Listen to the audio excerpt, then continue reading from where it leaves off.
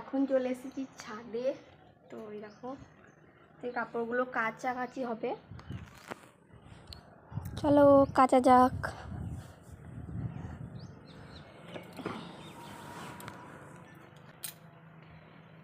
আজকে রোদটাও বেশ ভালো হয়েছে।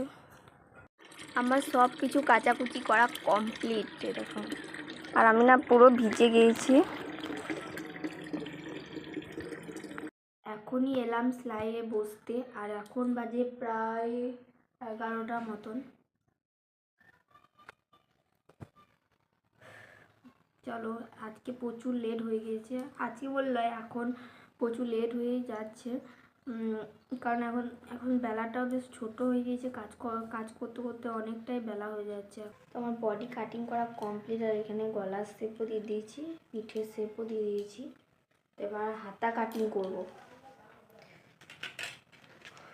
তো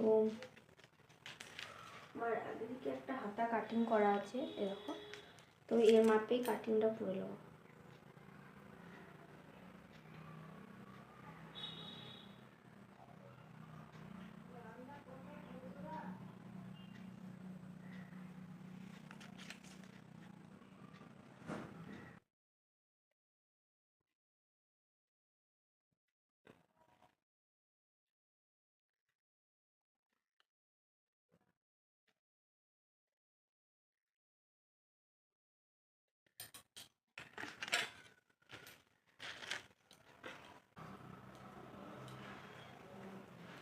তো দুটো কাটিং করা আমার এখন কমপ্লিট হয়ে গিয়েছে। এরকম আরও কাটিং করব।